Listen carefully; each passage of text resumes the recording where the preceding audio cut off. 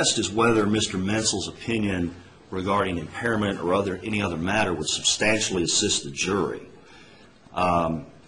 You know, his deposition makes clear that he is not a medical expert. He's deferring to the medical experts on the medical issues. So for him to come in and talk about the effect of a 5% impairment, there's just a disconnect there. He is not a doctor.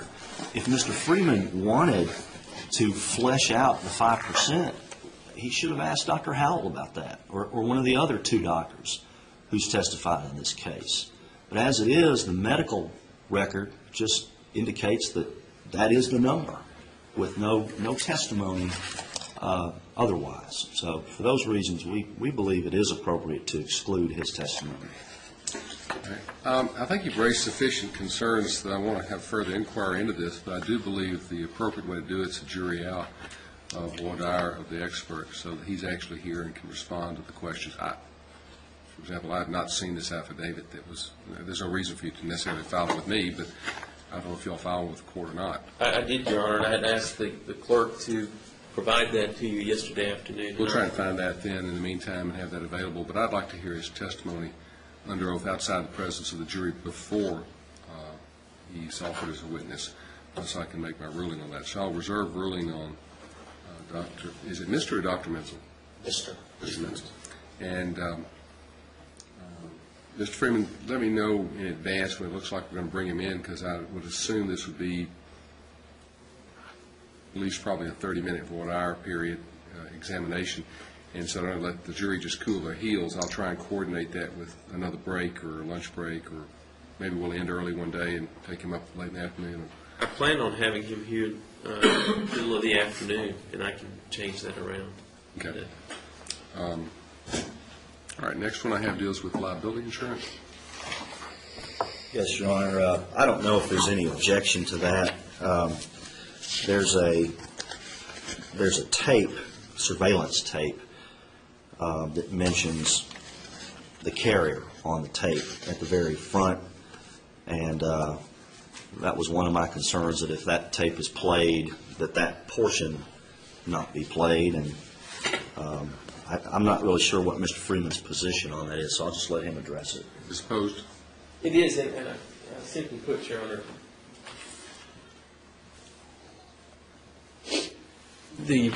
I think the jury is entitled to know what instructions this particular person had as far as the surveillance was concerned. And the tape basically shows Mr. Crawford on 2 occasions.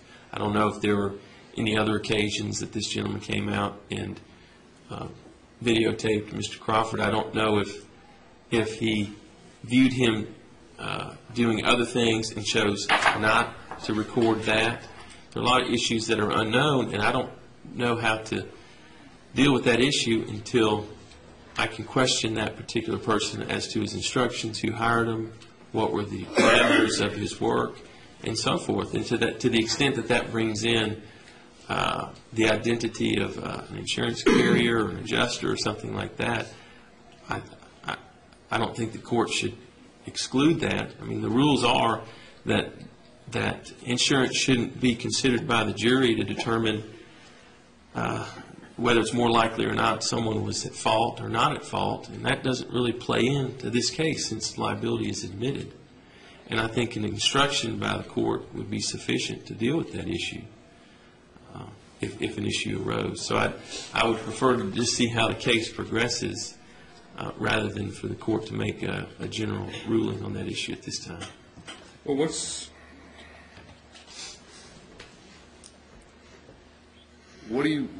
the purpose of showing this again? Well, they're going to show it to not the video, but the purpose showing that there's liability insurance is involved in this. Oh, I'm not necessarily saying that on the tape we should just throw that up there for no reason, but I believe there's going to be someone going to come in and testify to the authenticity of this tape, and in that regard, I think I should be able to ask who hired this person, what were the parameters of his job duties, and so forth. Can't he just simply say I was hired by the defendants? Well, but that wouldn't be true. he was hired by an insurance company that has insurance on the defendants. And I'd like to know the parameters of that, what he was paid, what his instructions were, and so forth. I'm not going to try to bring that stuff in, but if it comes out in his discussions, I think that should be discussed at that time.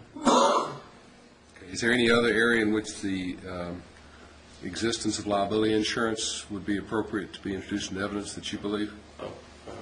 No, Your Honor. In fact, I'm okay with going through any exhibits and trying to redact anything that would reference insurance.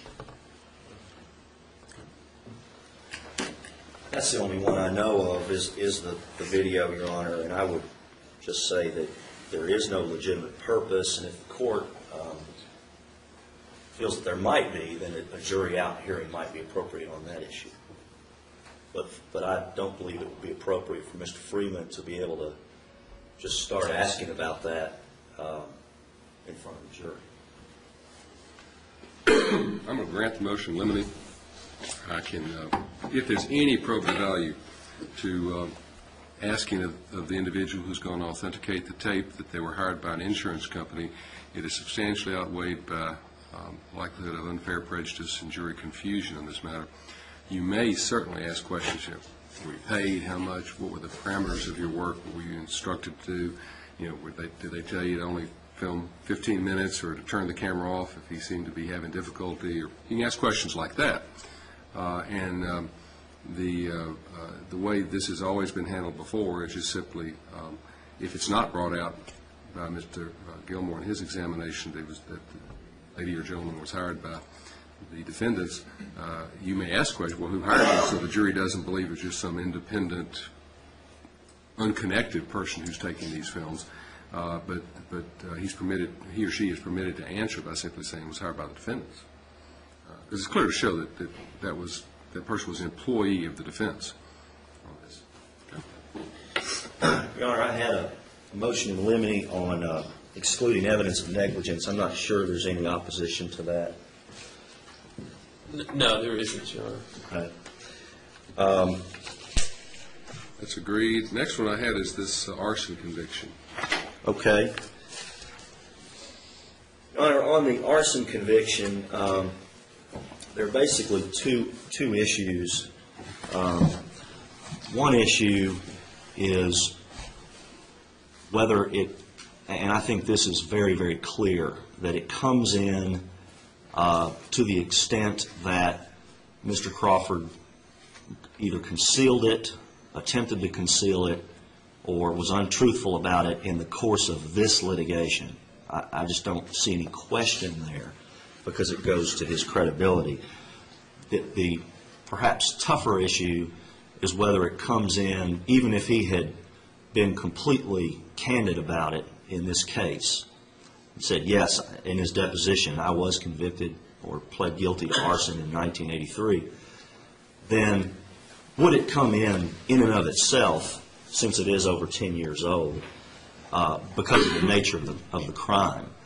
And my research indicates that you look at in order to make the admissibility determination, you look at the surrounding circumstances.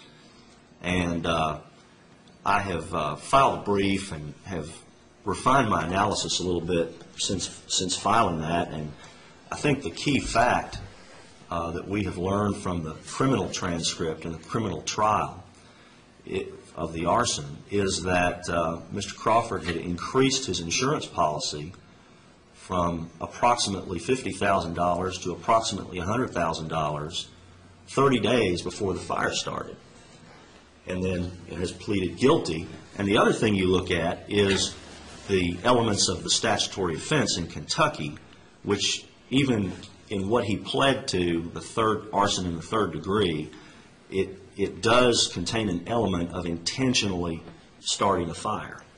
And then it's qualified as far as who the residence or the building belongs to and that type of thing.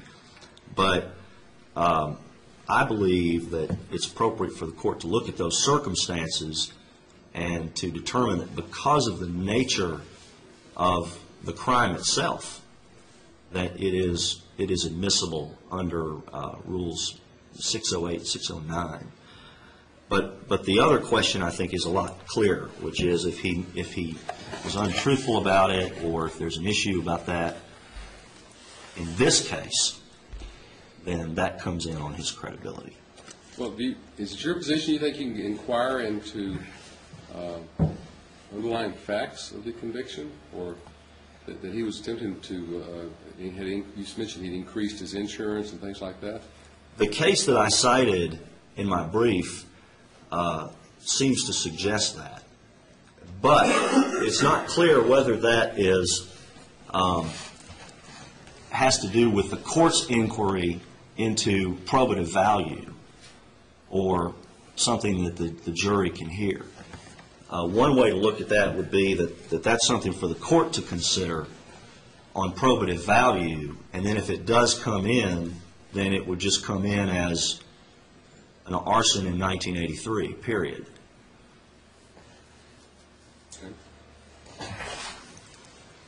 Your Honor, I had filed yesterday an affidavit of his, the attorney that had represented Mr. Crawford. I've seen that. Have you seen that? Yeah, Mr. Menzel's affidavit was attached to that as well. And I found it was with a different. Oh, okay. That's why I didn't find the Menzel's as well, because it was in with his arson. Okay.